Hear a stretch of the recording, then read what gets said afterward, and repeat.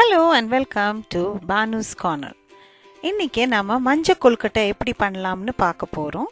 இந்த நாஞ்சல் நாட்டு ஈருள்ளி மஞ்சள் கொழுக்கட்டைய நம்ம நாகர்கோயில்ல தீபாவளி அன்னைக்கு காலையில பிரேக்ஃபாஸ்ட்டுக்கு மட்டன் இல்லைன்னா சிக்கன் குழம்போட சேர்த்து சாப்பிடுவாங்க.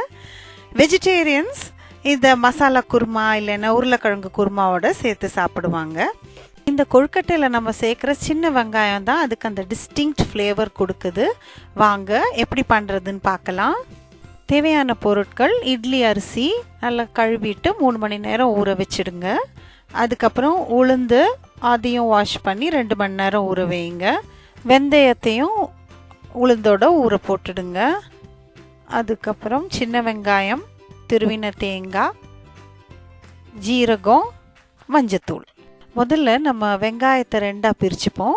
ஒரு 7-8 வெங்காயத்தை கொஞ்சம் ஜீரகம் போட்டு பரப்பரன்னு அரைச்சி வச்சுக்கோங்க. ஜீரகம் கலந்த வெங்காயத்தை நம்ம கொழுக்கட்டை தண்ணியில் போட்டு கொழுக்கட்டையை அதில் வேக வைக்க போகிறோம். அதை தனியாக ஒரு பவுலில் எடுத்து வச்சுடுங்க. 15 வெங்காயத்தை நைஸாக அரைச்சி தனியாக எடுத்து வச்சுடுங்க. இதை நம்ம மாவில் சேர்க்க போகிறோம். முதல்ல ஊற வச்ச வெந்தயத்தை கிரைண்டரில் போட்டுட்டு அப்படியே நீங்கள் உளுந்தையும் போட்டு ரொம்ப தண்ணி விடாமல் கெட்டியாக அரைச்சிக்கணும். தெளித்து அரைக்கணும். தண்ணி ரொம்ப ஆயிடுச்சுன்னா நம்மளுக்கு மாவு கொழுக்கட்டை போட வராது. அதனால் மினிமம் தண்ணி போட்டு நீங்கள் நல்லா அரைச்சி நைஸாக அரைச்சி வச்சுடுங்க. அப்பப்போ தண்ணி தெளிச்சிக்கலாம். பக்கத்துலேருந்து நீங்கள் பார்த்துக்கோங்க, கொஞ்சம் ஒதுக்கி விட வேண்டியிருக்கும். ஏன்னா நம்ம தண்ணி தெளித்து தானே அரைக்கிறோம், அதனால் பக்கத்தில் இருந்து பார்த்துக்கணும். அது நல்லா நைஸாக அரைஞ்ச அப்புறம் நம்ம இதுலேயே நம்ம அரிசியை போட்டுடலாம். ஸோ எக்ஸ்ட்ரா தண்ணி விடாமல் அரைக்கிறதுக்கு வசதியாக இருக்கும். ஸோ அரிசியை கொஞ்சம் கொஞ்சமாக போட்டு இதுலேயே அரைச்சிடலாம். தேவைப்பட்டால் தண்ணி தெளிச்சுக்கோங்க. அரிசியெல்லாம் போட்டுட்டு நீங்கள் அந்த அரைச்சி வச்ச அந்த 15 வெங்காயம் இருக்கு இல்லையா, தண்ணி விடாமல் அரைச்சி வச்சுருக்கோம், அதை போட்டிங்கன்னா அதில் உள்ள தண்ணியும் அரைக்கிறதுக்கு வசதியாக இருக்கும். ஸோ அதையும் போட்டு அரைச்சிடுங்க. நம்ம இதுலேயே டைரெக்டாக வெங்காயத்தை போடலாம், ஆனால் கிரைண்டர் சிக்கிடும். அதனால தான் நம்ம மிக்சியில் போட்டுட்டு அரைச்சி இதை ஆட் பண்ணிக்கிறோம். அரிசியை ரொம்ப நைஸாக அரைக்கணும்னு தேவையில்லை. ரவை மாதிரி உள்ள பருவத்தில் கன்சிஸ்டன்சியில் நம்ம அதை எடுத்துடலாம். நிறுத்திட்டு நீங்கள் அந்த தேங்காய் பூவை போட்டு உப்பும் போட்டு ஒரு சுற்றி எடுத்துடலாம். நம்ம கிரைண்டரில் ஒரு சுற்றுனானா அந்த உப்பு எல்லாம் கரெக்டாக தேங்காயும் நல்லா கலந்துருக்கும் யூனிஃபார்மாக. அதுக்கு தான் பண்ணுறோம். இல்லைன்னா நீங்கள் டைரெக்டாக மாவில் கூட தேங்காவையும் உப்பையும் கையால் நம்ம கலந்துக்கலாம். இனி ஒரு பரந்த பாத்திரத்தில் ஒரு பாதி அளவு தண்ணி விட்டு கொதிக்க விடுங்க.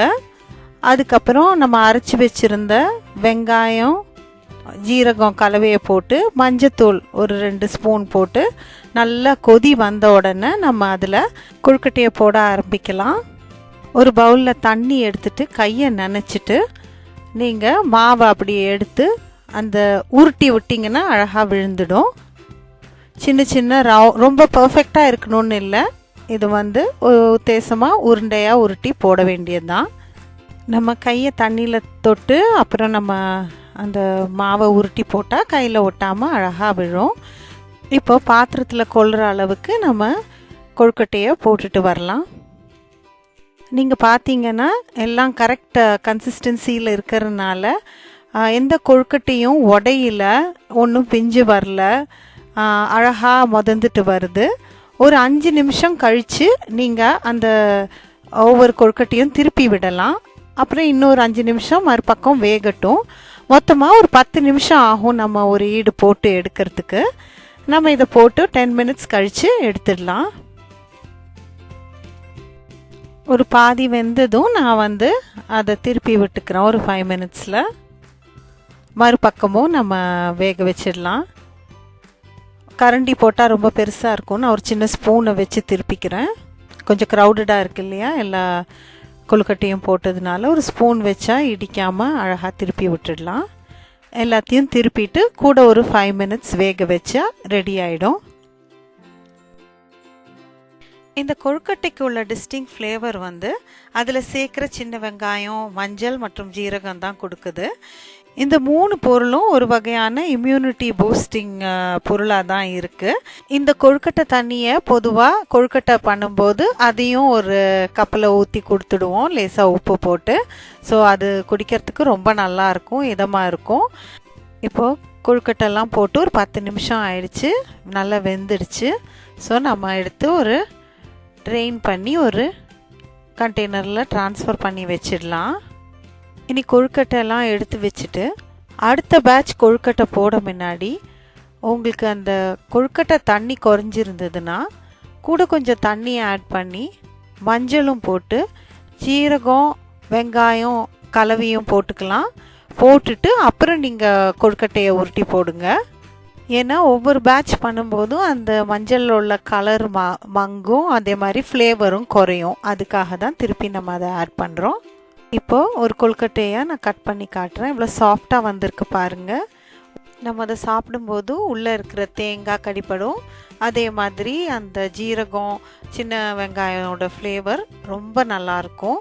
நான் வந்து இன்றைக்கி cauliflower and meal maker kurma பண்ணியிருந்தேன். ரொம்ப நல்லா இருந்தது காம்பினேஷன். சைடில் கொழுக்கட்டை தண்ணியும் வச்சுருக்கேன். உங்களுக்கு இந்த வீடியோ பிடிச்சிருந்ததுன்னா லைக் பண்ணுங்கள், ஷேர் பண்ணுங்கள், பானுஸ் கார்னருக்கு சப்ஸ்கிரைப் பண்ணுங்கள். அடுத்த வீடியோவில் சந்திப்போம். தேங்க்யூ, பாய்.